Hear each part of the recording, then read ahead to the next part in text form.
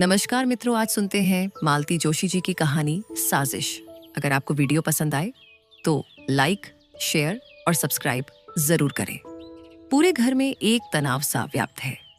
कल पम्मी की फिर चिट्ठी आई है और जैसा कि हमेशा होता आया है, पूरा घर भीतर ही भीतर हिल उठा है। बाबूजी लगातार छत पर चहलकदमी कर रहे हैं। अम्मा रसोई में बैठकर आंसू बहा रही हैं।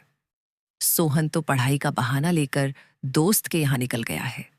खाने के वक्त भी उसने शक्ल नहीं दिखाई।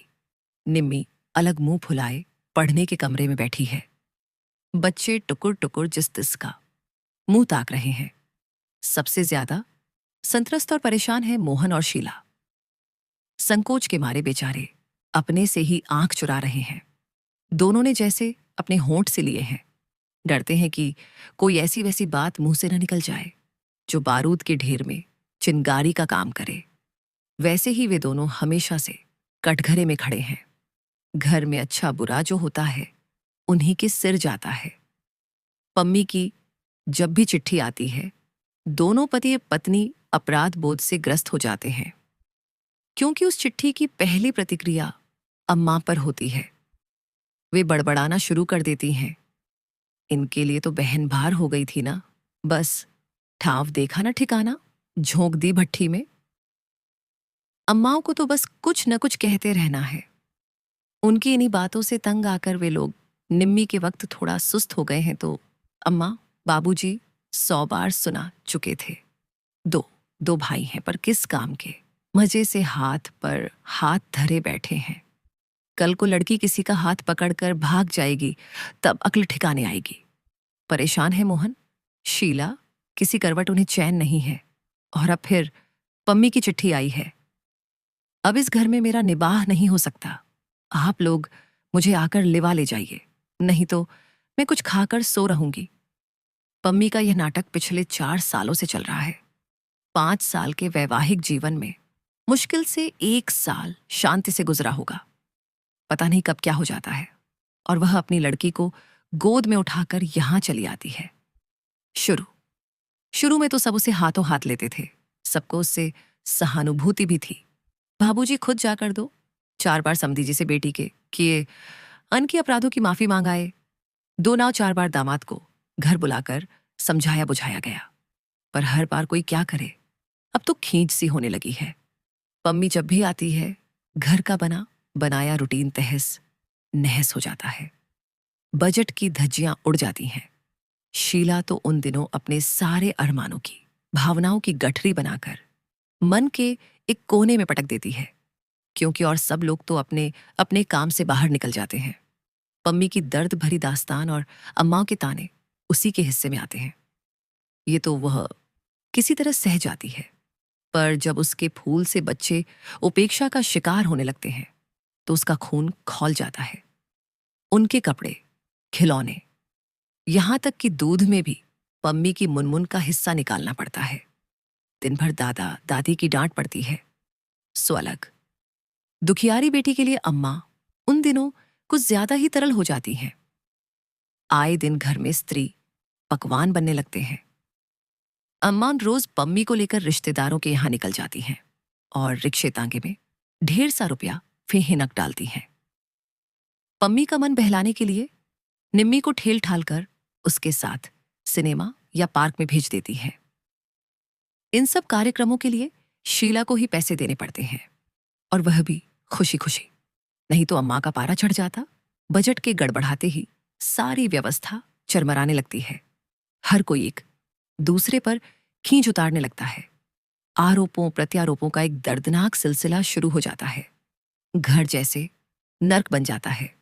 तब ऊबकर पम्मी कहती है, यही सब सहना था तो मैं अपने घर में क्या बुरी थी। सारा घर जैसे सांस रोके इसी क्षण की प्रतीक्षा में जीता है। बाबूजी फौरन उसकी बात को उठा लेते हैं और तैयारी का आदेश जारी करते हैं। फिर ढेर सारे सामान के साथ भाई लोग उसे ससुराल छोड़ आते हैं। ये विदाई भी कम जानलेवा नहीं होती। घर की मामूली सी आय में एक बड़ा सा छेद कर जाती है। कई जरूरी खर्च जैसे अम्माओं की चप्पल, बाबूजी का टॉनिक, सोहन का स्वेटर या निम्मी का सूट अगली किसी शुभ घड़ी के लिए टल जाते हैं। फिर भी सब लोग राहत की, संतोष की सांस लेते हैं।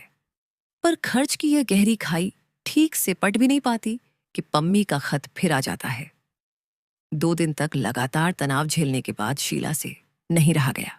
पति से बोली, देखो, तुम तो दिन भर बाहर रहते हो, इनकी नजरें झेलनी पड़ती हैं मुझे। ऐसे देखते हैं जैसे मैं कोई हत्यारिन हूं। तो क्या करूं? उसे लेवा लाओ। इसका मतलब क्या होता है जानती हो ना? जानती हूं, पर उपाय ही क्या है? कल को कुछ हो गया तो जिंदगी भर सबके ताने उलाहने सुनने पड़ेंगे। सुबह दफ्तर जाते हुए मोहन ने सबके सामने सबको सुनाते हुए सोहन से कहा, ये 200 रुपए रखो और दोपहर की गाड़ी से निकल जाओ। कहां? जयपुर। पम्मी को लेवा लाओ, फिर यहां जैसा होगा भुगत लेंगे। अम्मा का चेहरा एकदम खिल उठा।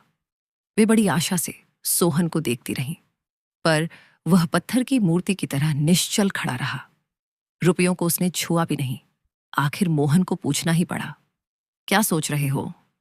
भैया दीदी का आना क्या 2 महीनों के लिए टल नहीं सकता? क्यों?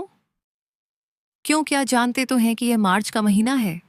आपको अपने टीपू मीनू की चिंता न सही, मेरा और निम्मी का तो ख्याल कीजिए। दोनों की परीक्षाएं सिर पर हैं। इस समय तो कोई भी मेहमान अखड़ता है। दीदी तो फिर आप जानते ही हैं, आते ही सारा वातावरण गंदला करके रख देती हैं। घर में पांव देने की इच्छा नहीं होती। पढ़ाई क्या खाक होगी? आप तो खुशकिस्मत हैं छोटे भैया, निम्मी ने सुर मिलाया। घर में पांव देने की इच्छा ना हो तो दोस्त के घर जाकर पढ़ सकते हैं। हम क्या करें? दीदी आती हैं तो कितना काम फैल जाता है। वे तो किसी काम में हाथ नहीं लगाती, बस दिन भर बैठी बिसूरती रहती हैं। अपनी बिटिया तक तो उनसे संभलती नहीं, उसे भी हम पर थोप देती हैं। अम्मा एकदम हतप्रभ थीं। तुम दोनों को अपनी सगी बहन भी जहर लग रही है। वाह रे कलजुग। मगर शीला खुश थी। अच्छा हुआ कि अम्मा जी जान तो गई कि पम्मी का आगमन सारे घर के लिए कितना अनचाहा अध्याय है। सबसे ज्यादा खुशी तो इस बात की थी कि जो कुछ कहा सोहन ने कहा, निम्मी ने कहा। मोहन और शीला के सिर कोई बुराई नहीं आई। उसके बाद वह प्रसंग एक तरह से समाप्ति हो गया था। बाबूजी ने पम्मी को लिख दिया था कि बच्चों की परीक्षा के बाद वे खुद आकर उसे लिवा ले जाएंगे। इसी आशय का एक अनुरोध पत्र उन्होंने समधी जी को भी लिख दिया था। मोहन से कह दिया था कि एकाध पत्र बहनोई को भी लिख दे। हम उम्र हैं दोनों, 2 बातें वह प्यार से समझा देंगे। लेकिन इस बार पम्मी ने किसी का इंतजार नहीं किया। वे छुटकारे की सांस ठीक से ले भी ना पाए थे कि वह रोती झींकती आ पहुंची। उसे देखते ही सबके चेहरे फक पड़ गए। उस दिन घर में उत्सव का सा वातावरण था। मोहन ने अपने एक परिचित को सपरिवार आमंत्रित किया था। यह निमंत्रण अनायास या अहेतक नहीं था। निम्मी के लिए उस घर में बात चलाने की योजना थी। वे लोग इस बहाने घर को, निम्मी को देख लें, यही इच्छा थी। घर को उस दिन विशेष यत्न से संवारा गया था। निम्मी भी सजी धजी गुड़िया सी बैठी थी, इतनी चुप चुप जैसे कि मुंह में जुबान ही न हो। और सबने भी अपनी बेहतरीन पोशाकें पहन ली थीं। शीला ने जिद करके सास को भी कलफ लगी साड़ी पहना दी थी। वे मिश्री की डली बनी मेहमानों से बतिया रही थीं। बाबूजी सबके बीच में चुपचाप बैठकर सामने वाली पार्टी को आंक रहे थे, परख रहे थे। शीला रसोई में व्यस्त थी। सोहन बाजार के चक्कर काट रहा था। मौका लगते ही बहन को चिकोटी काट लेता था। माहौल खुशी से सराबोर था कि पम्मी घर में भूचाल की तरह दाखिल हुई। आते ही उसने बुक्का फाड़कर रोना शुरू कर दिया। मुझे वहां भट्ठी में झोंककर यहां सब बैठकर गुलछर्रे उड़ा रहे हैं। इतनी चिट्ठियां लिखी, पर कोई झांकने भी ना आया। किसी को परवाह नहीं है कि पम्मी जिंदा है या मर गई। इतनी ही भारी लगती हूं तो हाथ पांव बांधकर कुएं में फेंक दिया होता। बार बार तंग तो नहीं करती, पर जब आपके पास देने के लिए कुछ नहीं था तो मेरी शादी क्यों की? लड़के वालों के सामने अच्छा खासा नाटक हो गया। महफिल तो उखड़नी ही थी। बार बार क्षमा याचना करके उन लोगों को विदा किया। उनके यहां से क्या जवाब आएगा? यह तो अब करीब करीब निश्चित ही था। बड़ी मुश्किल से कहीं बात लगी थी। सब चौपट हो गया। महीने के अंतिम दिन थे। फिर भी मोहन ने जी कड़ा करके स्वागत सत्कार में 150 फूंक डाले थे। सब पर पानी फिर गया। घर में जैसे मातम छा गया। निम्मी तो खटपाटी लेकर ऐसी पड़ गई, उसने खाना भी नहीं खाया और लोग भी पम्मी से खिंचे खिंचे ही रहे। अम्मा और भाभी को छोड़कर किसी ने ठीक से कुशल क्षेम भी नहीं पूछी। अपने स्वागत का यह नया अंदाज देखकर पम्मी सहम गई। 2 दिन तो उसने किसी तरह सब्र कर लिया। तीसरे दिन फटी पड़ी। लगता है किसी को मेरा आना अच्छा नहीं लगा। पहले से जानती तो यहां आती ही क्यों। अपमान ही सहना है तो अपने घर सहेंगी, घर में नहीं निभेगी तो कहीं नौकरी कर लूंगी। सोहन भी जैसे तैयार ही बैठा था। बोला, तो कर लो ना नौकरी। जिंदगी भर भैया भाभी की छाती पर मूंग दलना क्या जरूरी है। जब मन होता है मुंह उठाकर चली आती हो। आखिर तुम्हारे लिए कोई कितना करेगा। घर में एक और लड़की भी है। आती हूं तो अपने बाप के घर आती हूं। पम्मी ने तमक कर कहा, तुम्हारे दरवाजे आऊं तब आंखें दिखाना। बाप का घर। कहकर सोहन बाहर चला गया। वह अपने दिल का गुब्बार निकाल चुका था। सुखी है सोहन, अविवाहित है, इसलिए मन की बात बेरोक टोक कह डालता है। कोई यह नहीं कह सकता कि बीवी ने उसके कान भर दिए हैं। अपमान से पम्मी के आंसू निकल आए। सबसे ज्यादा दुख तो इस बात का था कि सोहन इतनी बड़ी बात कह गया और बाबूजी कुछ नहीं बोले। जिनके बल पर वह अकड़ रही थी, कानों में रुई दिए वे चुपचाप छत की कड़ियां गिनते रहे। बाबूजी, उसने कातर स्वर में पुकारा। सब सुन रहा हूं बेटे। बाबूजी ने उसी तरह छत की ओर निर्निमेष देखते हुए कहा। पर सच बात तो यह है बेटा कि अब तुम्हारे बाप का घर कहाँ रहा। सब तो छुप गया। पेंशन जो मिलती है वह दवाइयों के लिए ही पूरी नहीं पड़ती। बेटे के भरोसे पर जी रहा हूं। अपनी लंबी चौड़ी गृहस्थी उसके गले मढ़कर बैठ गया हूं। उसका बोझ और कितना बढ़ाऊं। बाबूजी, लेकिन पम्मी बेटे, हम लोग तुम्हारे जन्म के जिम्मेदार हैं।